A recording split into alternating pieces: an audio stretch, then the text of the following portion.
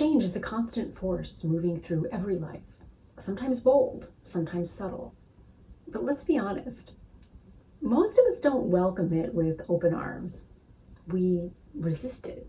We try to control it, direct it, delay it, try to make it fit in our timeline, our comfort zone, and our expectations. Rare is the soul who leaps into change with abandon. Usually there's a lot of hesitation and grumbling and bargaining with life itself, because adjusting to change can feel really awkward, unsettling, and even frustrating. And yet, whether you're standing at the edge of a major shift or simply feeling the quiet call to grow, there's a deeper rhythm already guiding your becoming. Real transformation follows precise, beautiful patterns, sacred patterns, if you will, that you can learn to recognize and trust and move with. And when you do, change becomes not just manageable, but magnificent. So if you landed on this video, you are probably standing at the edge of an ancient design. Welcome to the spiral path of becoming. A pattern as old as the stars is moving through you right now. And even if it feels messy or overwhelming or even impossible, you are closer to your next beautiful becoming than you probably realize.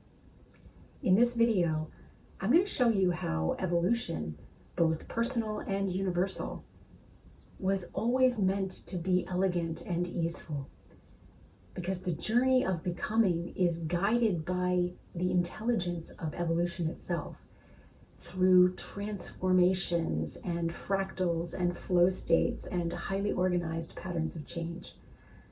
I'll be drawing from chaos theory and sacred geometry and modern consciousness research along with ancient wisdom. So come along with me to discover a completely different way to experience your own becoming. Because unfortunately, most of us were taught to muscle our way through transformation.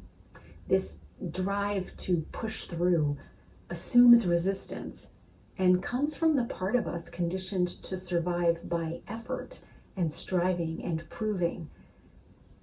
But your soul was designed for a different kind of evolution, one guided by trust and grace and innate intelligence. Bioorganisms and the greater energetic field in which they exist, in which you and I exist, are natural systems. And natural systems are inclined toward evolution through intricately orchestrated patterns of inflorescence, the flowering, spiral opening movement upward toward light, guided by intelligence. So let's radically revise how you approach and experience change, from struggle to structure, from breakdown to beautiful unfolding, from force to flow, from resistance to release. Because fractals and spirals and systems are patterns of evolution itself, from the spiral of a seashell to the unfolding of a fern, to the expansion of galaxies. Everything in nature evolves through patterns. These fractal patterns show how small changes replicate across every aspect and facet of life.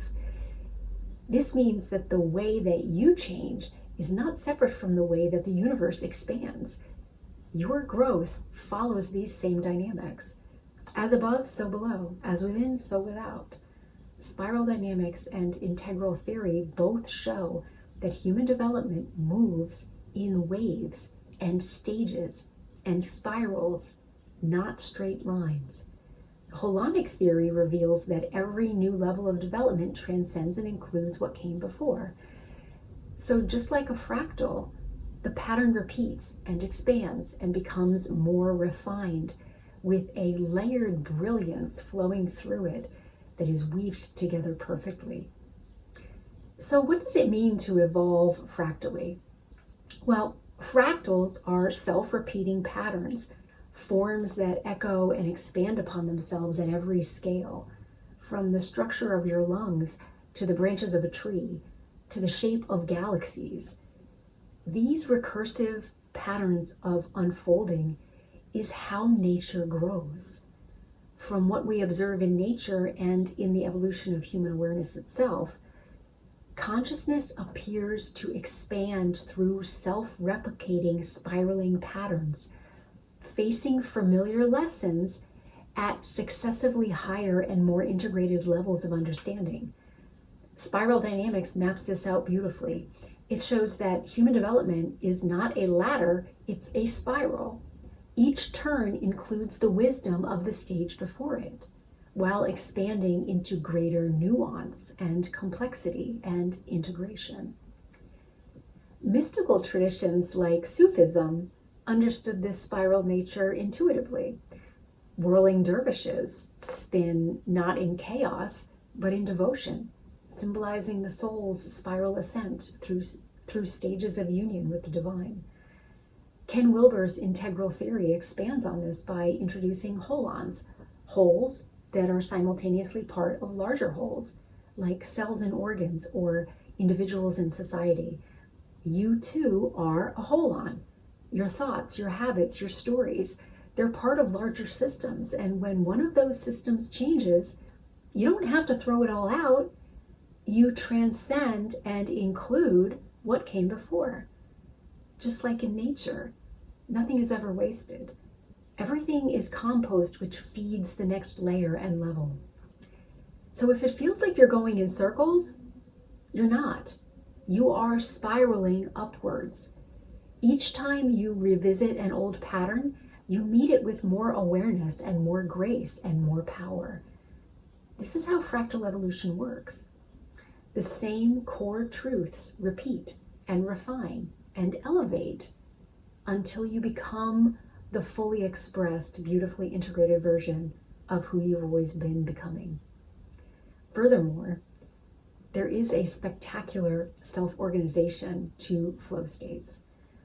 In systems theory, the flow state isn't just a personal buzzword, it's a biological optimization.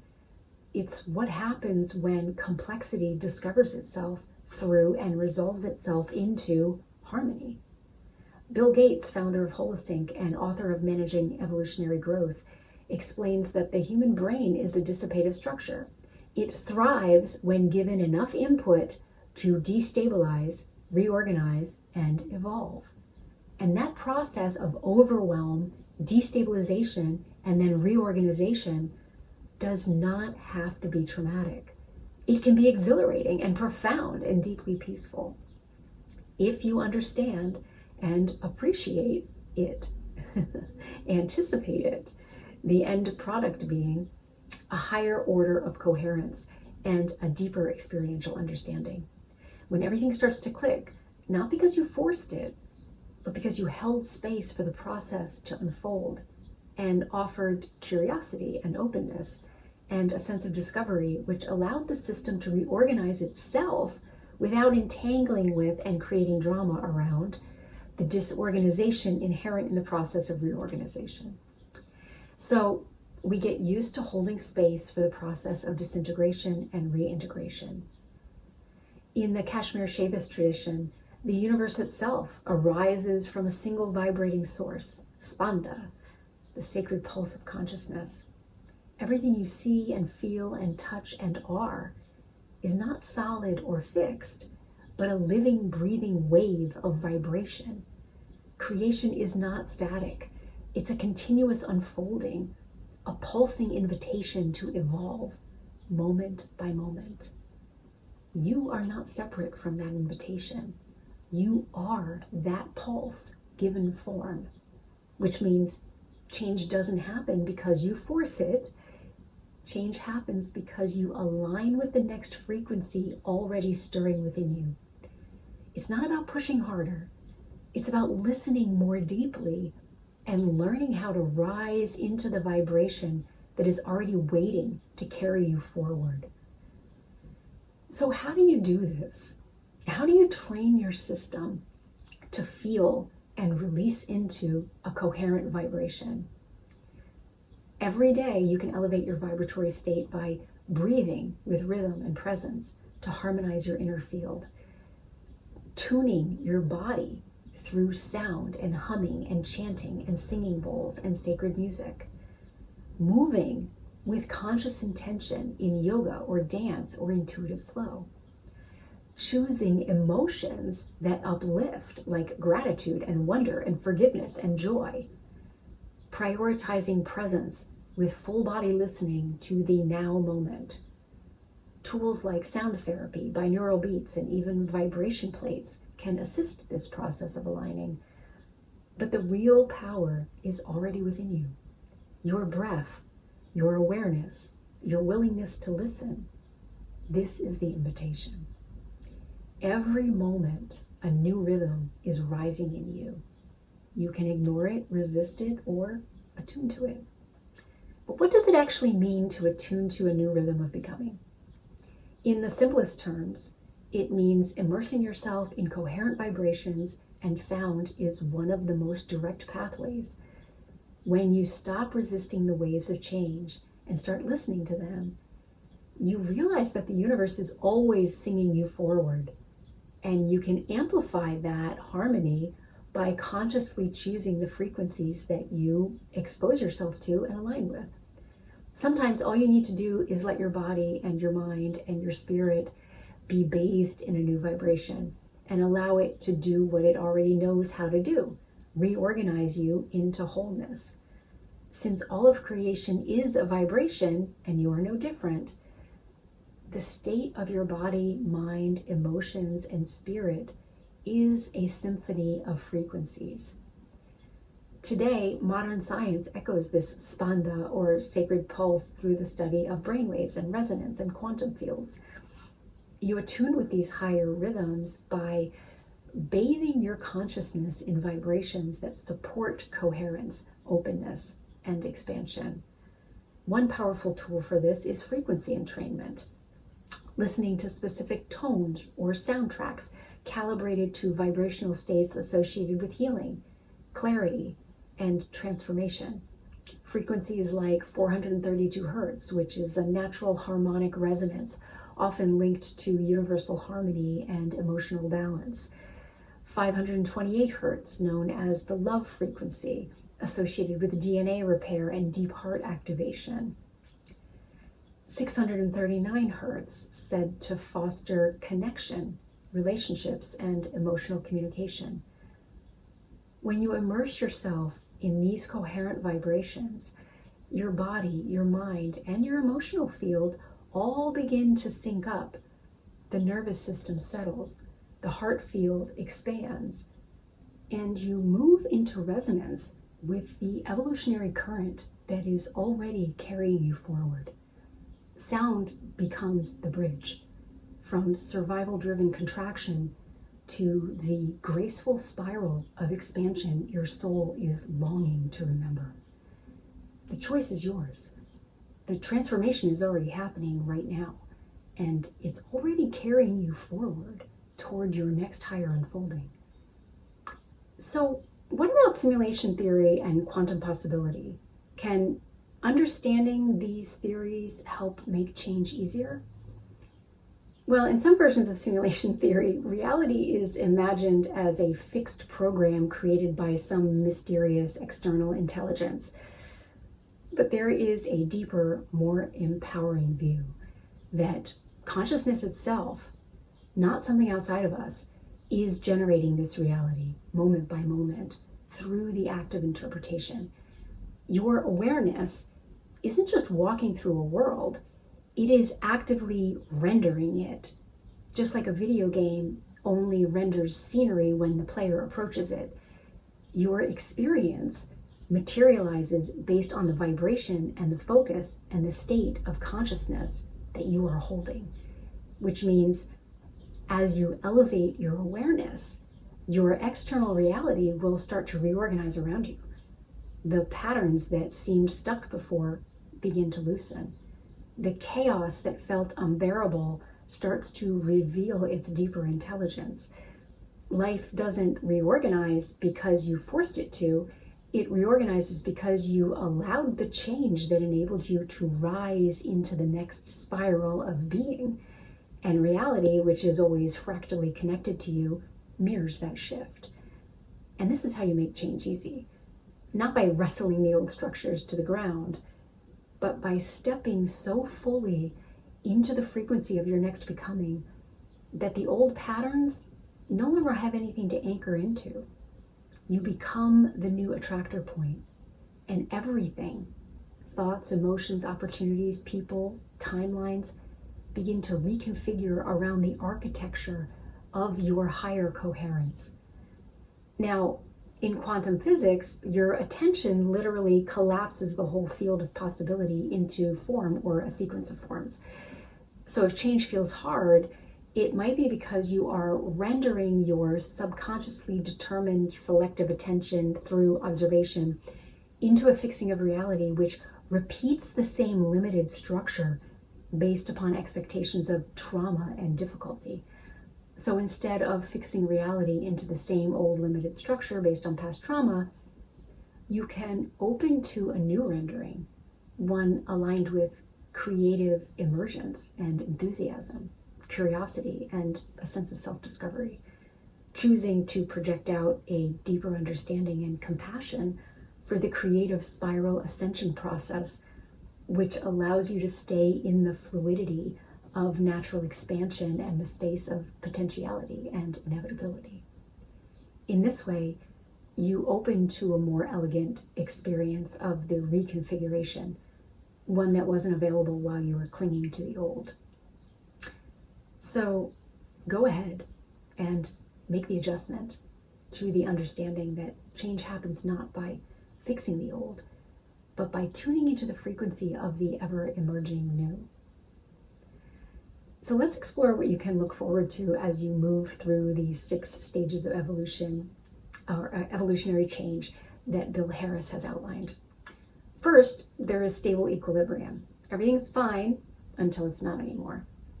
Then comes increased fluctuation, where stress, friction, and the desire for more naturally flow from the "it's no longer okay" experience, right? Now, some people remain in this state for years, oscillating between discomfort and crisis without ever moving forward. The next stage being amplification, where these patterns of not okay intensify and chaos increases, where we are naturally inclined toward the next stage, which is crisis or bifurcation, when the stress causes fractures and something breaks, which can be where we stop or continue up the spiral into the next level, which is reorganization, where the chaos coalesces around a new pattern and momentum starts to build around that new pattern toward a new higher equilibrium, which is the next level, where the resulting increased adoption of the new pattern yields to a broadband integration and a more refined clarity. Does any of this sound familiar to you? And can you look back at your life or at your current circumstances and recognize how these stages are unfolding for you? Do you notice places where you jump back and forth between these stages, like increased fluctuation, amplification, and crisis bifurcation, sometimes for long periods of time, before finally shifting forward and upward into the next level of reorganization? It's pretty common to do that. Quick aside here, sometimes what looks like breakdown is actually ego-driven drama or self-inflicted chaos, often with a subconscious intention to gain power without true momentum for change. Whereas true evolutionary change carries a distinct quality, a deeper yearning, and a pull toward coherence, even when it's messy. This is how everything grows, including you. And so here's the secret to grace and flow and elegance when moving through this process. Change doesn't become easy by resisting it or attenuating it or moving to make it less. It flows elegantly by supporting and encouraging and allowing it, which dissolves the resistance and facilitates alignment. So ask yourself, what changes can I make in my attitude and approach to align myself with the change that is coming or that I already find myself in. If I can't bypass the breakdown, I can at least understand the necessity for it and accommodate its release by not clinging to the old and instead looking out for opportunities to partner with the pattern that's trying to emerge, right? And you do this by trusting the circular or spiral nature of ascension, because growth is not linear, right? Honoring the rhythm by feeling for the pulse and moving with it. Attuning your energy field and sensitivities to pick up on intuitions and guidance, which move you into flow states. Releasing resistance to the inevitable confusions and fluctuations. And then letting coherence emerge through attentiveness and surrender, not control. Now, I know what you're saying now. Great, Melissa, that all sounds easy for you to say, but what about resistance? Now, I don't know if any of you follow David Baer or not, but he talks about resistance as one of the only things, or the only thing, that stands between you and your desired result. And he often refers to the equation desire plus non-resistance equals desired result. So if resistance is the only thing preventing change from being easy and moving into the flow state, how and why does resistance show up? And how do we let it go? Well, first of all, resistance shows up as many things, but procrastination, fatigue, distraction, even cynicism and argumentation. It hides in, I don't have time, or maybe later, or this just isn't for me. Sometimes it shows up as perfectionism and the need to get it exactly right before taking a single step. And other times it's disguised as over-efforting or trying to force the next phase into being instead of allowing it to unfold naturally. But resistance is often a sign that you are standing on the edge of a transformation that your nervous system isn't yet quite sure how to metabolize. And it's not trying to sabotage you. It's just trying to keep you safe. So what do? When you open your arms and your heart and you listen to it and you speak to it, you can say to the resistance, hey, thanks for showing up. I know you're trying to protect me and I appreciate that, but I'm ready for something different now. You can take a nice deep breath and you can offer it compassion as if it has its own presence and beingness. You can imagine placing it before you and say, I'm so sorry you feel afraid. I'm so sorry you got into the habit of showing up anytime change is afoot. I'm so sorry you think I need protection. I'm so sorry you didn't know what else to do but stop me. I'm so sorry you were just doing your job. I'm so sorry you held me back without meaning to. And then you can offer yourself compassion as well. I'm so sorry you allowed yourself to be held back for so long. I'm so sorry you thought resistance was helping you when it was really limiting you. I'm so sorry you need resistance as an excuse to not change. So when you stop identifying with the resistance, when you treat it like a friend who had your best interest in heart but unwittingly held you back, you can separate it out or dislodge it from your self-concept and release its hold on you so that it begins to soften. And that softening, that's the opening. That's where grace slips in and where flow is born and released into. Because the more gently you meet your resistance, the more rapidly it dissolves. You don't have to push through it. You can just be present with it and offer it appreciative attention and understanding and compassion, which allows it to dissolve naturally. Now, having said all that, I need to cut away a little bit here because sometimes your intuition will send you a message which appears to be resistance, but is actually something you need to heed. And a continual honing of your discernment is always being exercised, right? Sometimes your intuitive voice's warning you might be interpreting as resistance, and you let it go or you plow through it when you should be heeding it. Sometimes you will make a mistake and resist when you should be letting go, or let go when you should be resisting, right? Understand that even that is held in a space of evolution.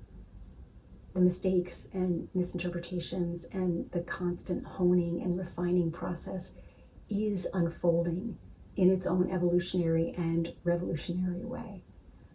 So mistakes will be made, miscalculations, etc. But still, we can look for and trust the unfolding pattern. So if you're in the middle of a storm right now, if your life feels like it's cracking open and you're not sure what's next, understand that you're not messing up or failing or falling apart. Just hold space for the process of coming into form. Just like the shell and the spiral and the stars, you are being sculpted by something larger than you.